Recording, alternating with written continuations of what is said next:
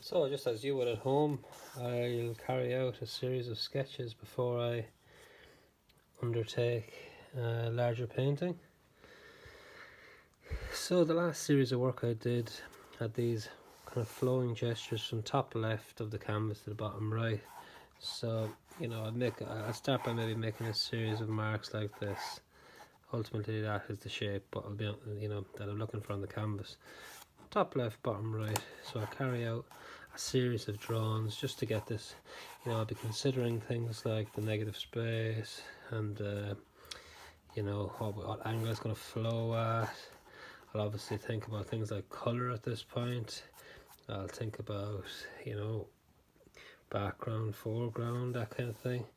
I might even just mark in where the canvas is going to be just to give me a bit of perspective on the page. Think about things like that. I'll make a series of notes to do with colour. So I'll maybe say lemon yellow because I've done a series of these in lemon yellow. That's the reason I'm saying that. So I will think about colour. So I'll maybe get a few different things. I'll get a marker, colouring pencil, and well, basically this is a cheap like a cheap crayon-y kind of pastel oily thing, and I'll just block in that colour, and I'll think about, because these aren't precious, these aren't going to be, not going to be, these aren't works of art, never going to be exhibited. They're just for my reference. So I use your cheap materials. Think about things like, maybe I'll make a note here. Okay, that yellow is it's going to be too bright, obviously, and maybe this is the one I'll choose. I'll be thinking of different mediums, different colours, different ways of applying it. So I'll carry out a series of sketches like that. I'll use pencil, I'll use graphite, or I'll use charcoal, and just to try and get this in my head. What I actually, this is investigation. This is sketching. This is research. This is like this is what gets kind of the thoughts flowing about. Where is this work actually going to kind of lead me? So it kind of all starts on the page here. So I'll just keep doing these until I feel like I'm ready to move on to maybe a larger piece of paper. Maybe I'll start painting onto the paper, or investigating colour, going into that a bit deeper before I make final decisions on the canvas.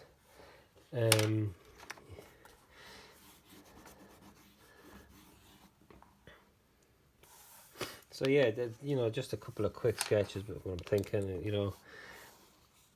getting the kind of thoughts flowing about where I'm going, what am I actually doing, what do I want to achieve here.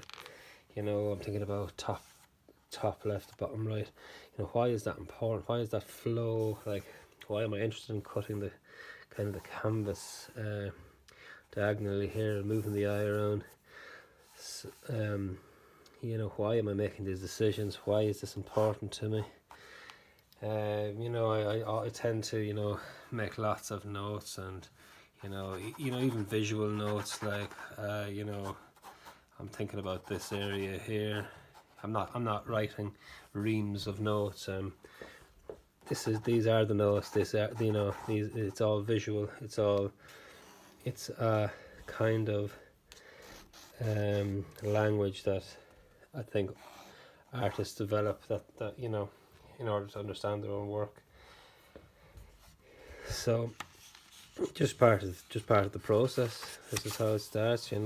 Maybe I'll think about I'll think about, what do I want this area to look like? Do I want it to be really clean, a really clean edge at the end of the canvas?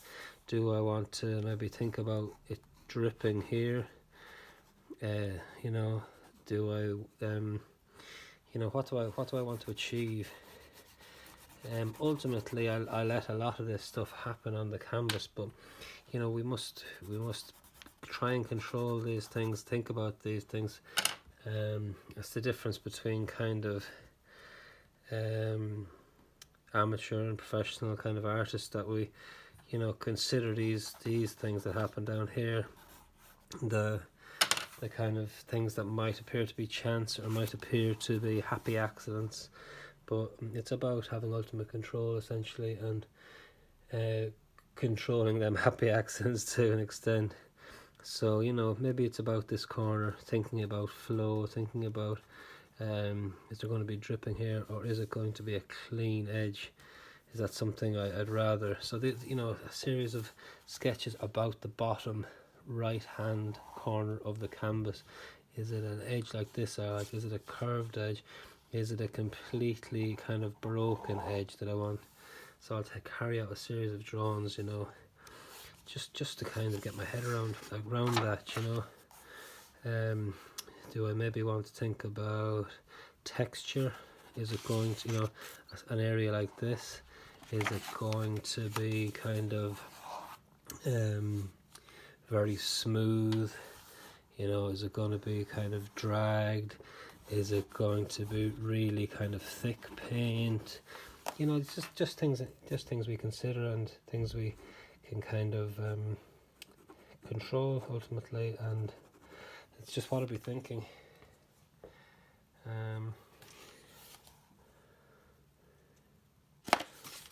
So investigate colour, investigate line. We'll think about things like lists. What am I going to use? What kind of paint do I want to use here? What kind of tools am I going to use? We can do a lot of this work in the sketchbook, before we go near a canvas or near a piece of paper, or think about a finished piece. It can all be done in the notebook. So I suppose this is your first port of call is the notebook, and a lot of things can be figured out and sorted out in here. So think about that. So yeah, that's how I would start. Just a series of quick drawings. I mean, these are really simple things, but it gets me thinking about the next stage and ultimately the finished piece. So these can be as complex or as basic as you want. I'm thinking of a particular painting I've done already, and I'm kind of sketching from that. So yeah, that's just how I would start my sketches, and yeah, do them in pencil, do them in various different things until I've carried out enough of these shapes and gestures to feel comfortable that I'm ready to move on to the finished piece, and I'm comfortable enough to feel that I've kind of hashed out all the kind of issues on the page. And it's not that I approach the canvas knowing 100% what I'm going to do at the end, but it just gives me the comfort to know that I've really investigated this.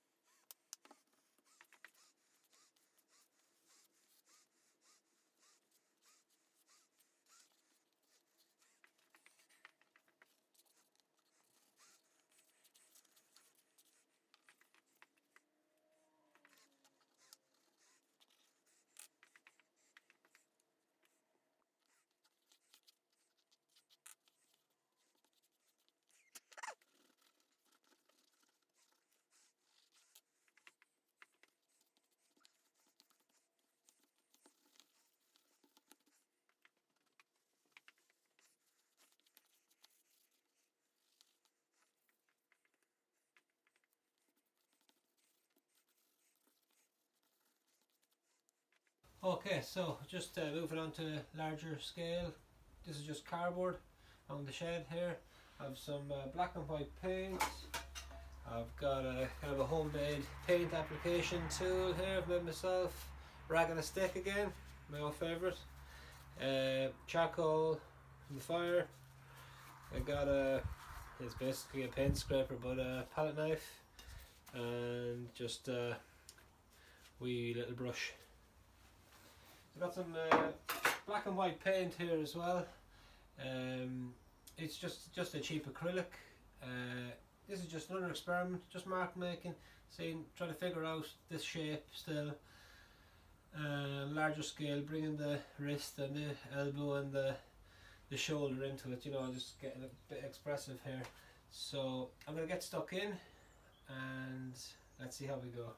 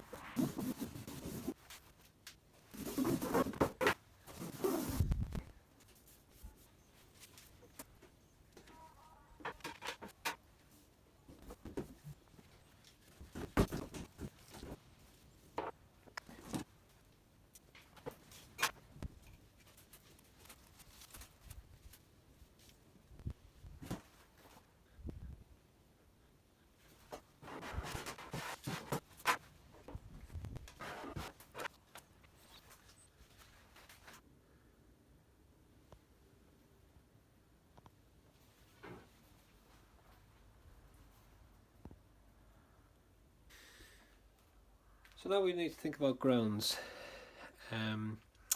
This is a kind of a canvas on board, but instead of canvas I'm going to use J-cloths that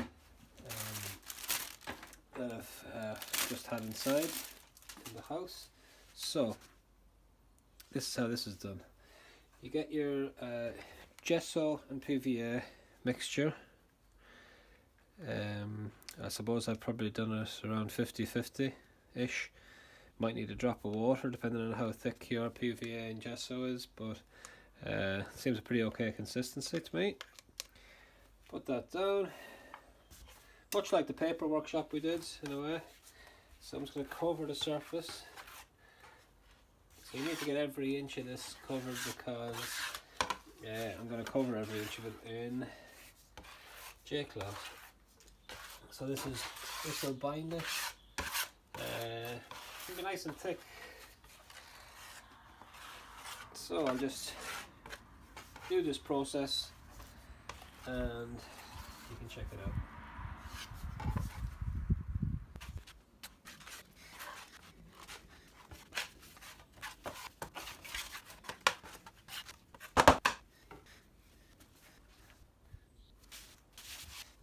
So at this point the mixture underneath starts kind of permeating through. So for what I'm doing, I'd like to keep this as flat as possible.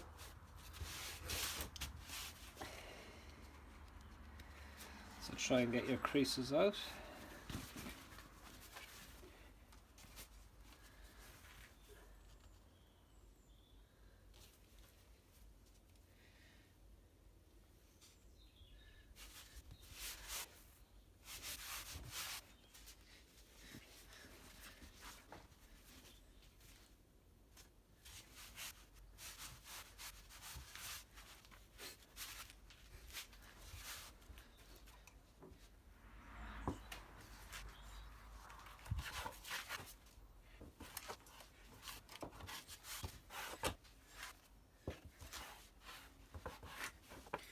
So at this point I'm just put a bit more of the mixture on top.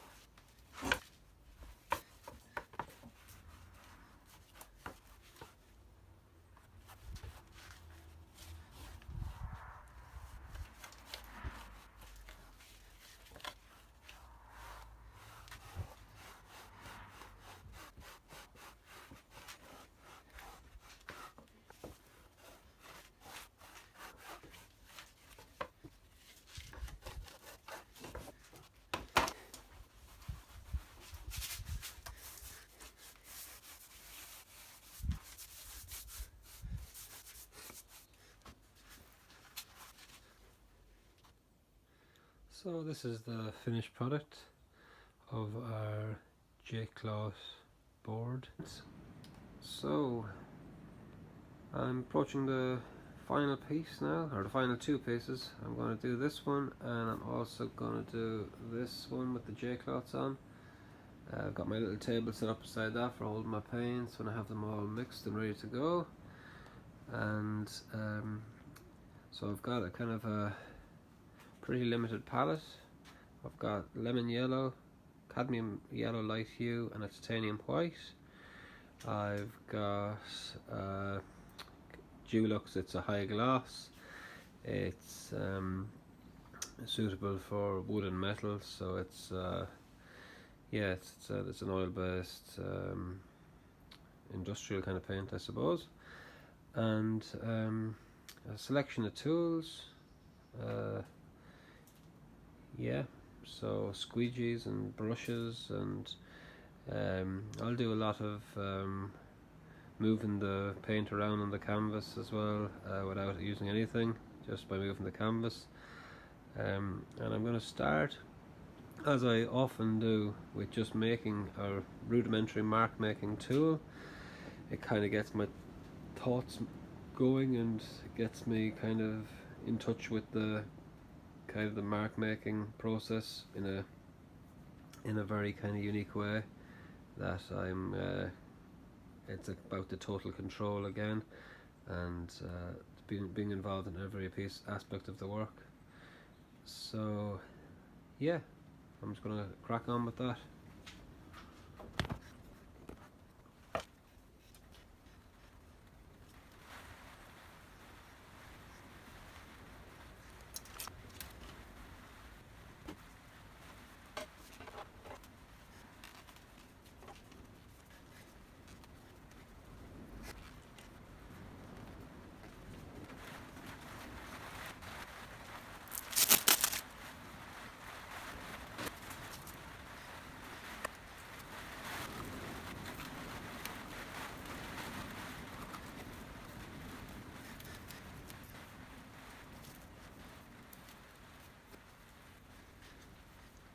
So that's that.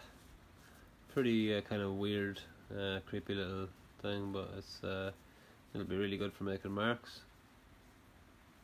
So this is just a part of my process. I just make these things at the start of painting, so I have kind of, I've started the exploration, I've started the journey of the painting straight away with this thing, and it may or may not be intrinsic to the final piece by any means, but it's just a habit I've got into, and that's what I'm showing you. I'm showing you my process today, so yeah, crack on.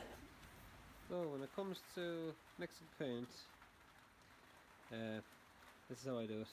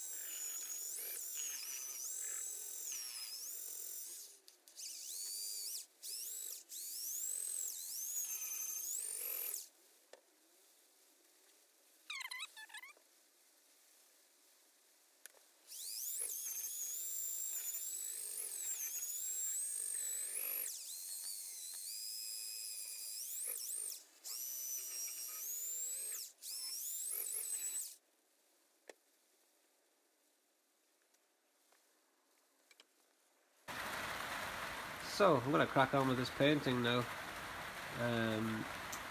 Obviously we're going to deal with the shape of top left, bottom right that we've been investigating to this point. I'm going to start by kind of putting a washy kind of background on and building texture and form, and ultimately we're going to try and pour this mark on that we want, this shape that we've been dealing with. We're going to do that through pouring and maybe work back into it and pour again, that kind of thing. But I'll just show you my process, and I hope you enjoy, and I hope it's useful to your own practice. I'll be commenting throughout, and I hope this rain that you can probably hear isn't too distracting or isn't too noisy. It's absolutely lashing around here.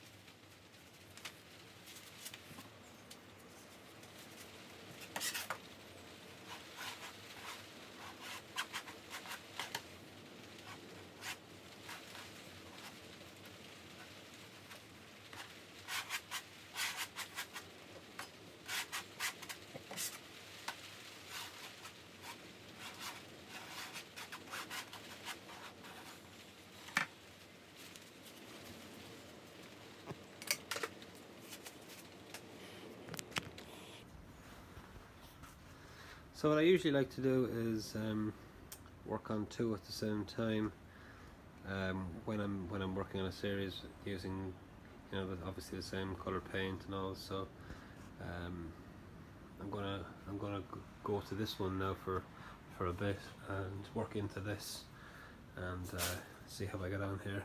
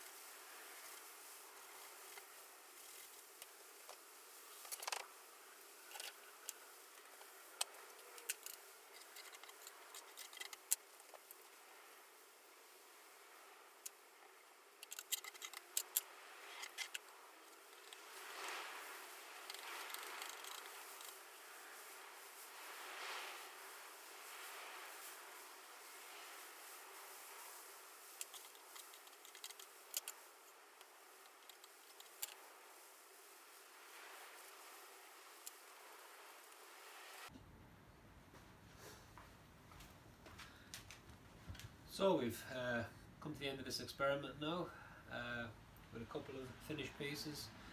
Now, obviously in the studio I'd be making larger pieces, more paint, spending a lot more time on them, but I just wanted to give you an insight into how I make these things and the way I think about paint, how I apply paint, how I mix paint, my process from start to finish, starting with the drawings in the notebook, right up to the point of the final paint application. Talk a little bit about tools again, them kind of things. So I hope it's been useful for you, and it'll inform your own practice. And please email me any questions you have about any aspect of this process of from start to finish. Please email me and I'll get back to you. So yeah, thank you very much for watching, and I hope it's been helpful for you, and I will talk to you all soon.